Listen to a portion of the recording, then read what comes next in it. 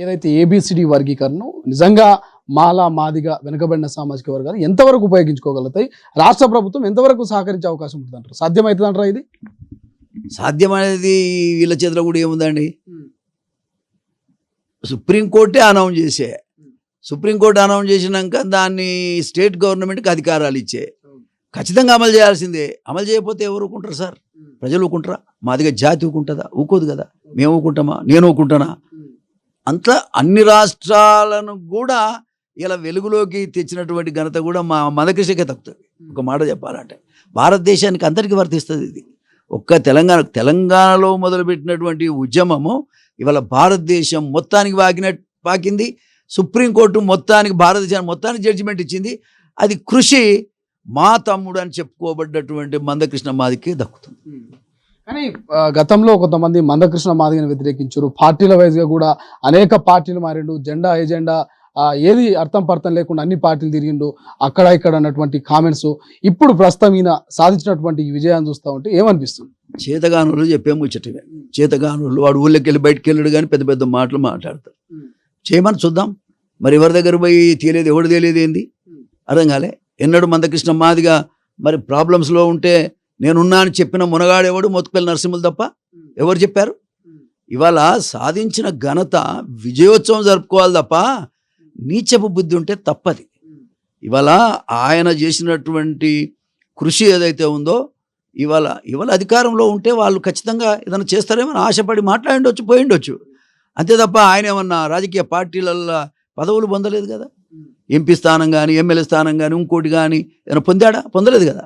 A B C D సాధించేంత వరకు నేను ఏ పదవి తీసుకోను అని చెప్పిండు ఆయన.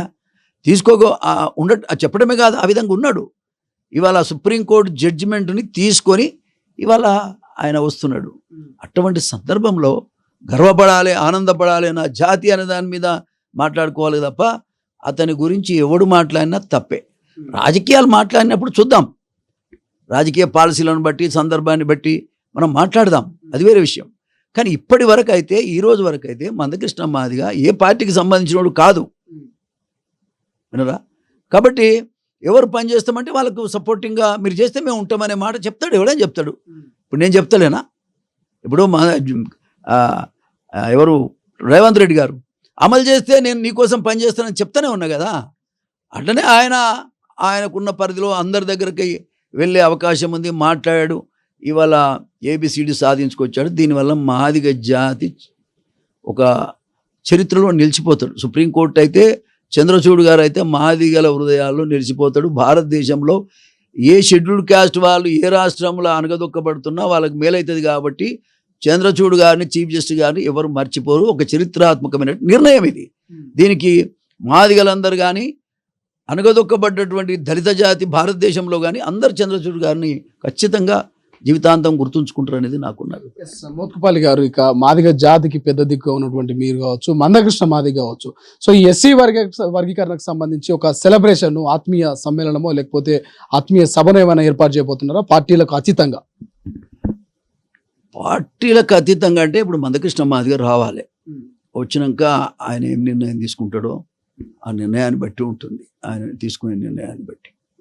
ఇప్పటికే కాంగ్రెస్ పార్టీ అయితే కాంగ్రెస్ పార్టీలో ఉన్నటువంటి వెనుకబడినటువంటి నాయకులంతా మీరు మీటింగ్ కనెక్ట్ చేసుకున్నారు. ఒకటువంటి ఆత్మీయ సమ్మేళనం ఏర్పాటు చేద్దాం, భారీ బహిరంగ సభను అనుకున్నారు. సో దానికి ఇతర అంటే మందకృష్ణ లాంటి నాయకులు పిలిచే అవకాశం ఉంటుందంటారు ఆ వేదిక మీదకి? ఇప్పుడు నేను పార్టీల వారిగా అన్నప్పుడు ఆయన రాకపోవచ్చు. అఖిలపక్షం అదేంది పార్టీలకు అతీతంగా అంటే కూడా వస్తాడు. ఆయనకి ఎందుకు రాడు ఆయన? అయితే పార్టీల వారిగా పెట్టుకోవాల్సి వచ్చినప్పుడు మాత్రం ఆయన రాడు. ఇప్పుడు మా పార్టీ ఉంది, మేము పార్టీ పరంగా మాట్లాడుకుంటాం, అది వేరే విషయం. కాబట్టి ఆయన పార్టీలకు అతీతమైన మీటింగ్ అయితే ఖచ్చితంగా కృష్ణమాదిగా రావడానికి అవకాశం ఉంది. నేను తీసుకొస్తా కూడా, దానికి ఇబ్బంది లేదు. పార్టీల పరంగా పెట్టుకోవటం అనేది అది మా పార్టీ పరంగా ఏముంది సార్. రేపు రేవంత్ రెడ్డి గారు కనుక ఆర్డినెన్స్ ఇష్యూ చేసి ఇప్పుడు ఈ 2 నెలలు జరిగే రిక్రూట్మెంట్లు మొత్తం కూడా అమలు చేస్తే తిరిగేమో సార్. అసలు మేమంతా జేజేలు కొడుతూనే ఉంటాం కదా, సహజంగా అది జరుగుతుంది. దాంతోపాటు ఇంత రేవంత్ రెడ్డి గారి మీద మొన్న ఆయన మాట్లాడిన దాన్ని బట్టి ఆ నమ్మకం కూడా మాకుంది. ఇంత జరగాలని కోరుకుంటున్నా. ఆయన చేస్తే ఆయనకు మంచి పేరు వస్తుంది. చిన్న వయసులో ముఖ్యమంత్రి అయ్యాడు. ఒక అన్నగా నేను అడ్వైజ్ చేస్తున్నా, ఇది మీ నోటి నుంచి ఏ మాటలు వచ్చాయో అవన్నీ అమల్లోకి తీసుకురావాలి. శబాష్ అని పేదోడు అంటే అందరు అంటారు. అసలు ఓట్లేస్టోడే మాలమాదిగుళ్ళు ఏది కాంగ్రెస్ పార్టీకి. అందులో తెలంగాణలో 80 లక్షల మంది, అంటే ఎటు ఓటు వేస్తే మాదిగలు ఎటు ఓటు వేస్తే అదే గవర్నమెంట్ వస్తుంది నెక్స్ట్ టైం అయితే, గ్యారెంటీ చెప్తున్నాను నేను. కాబట్టి ఆ మాదిగలందరినీ కాపాడుకోవాల్సిన బాధ్యత ప్రభుత్వంలో ఉన్నటువంటి రేవంత్ రెడ్డి గారిది. అసలైన తొలి వెలుగు. ఫాలో వాట్సాప్ @తొలి వెలుగు official.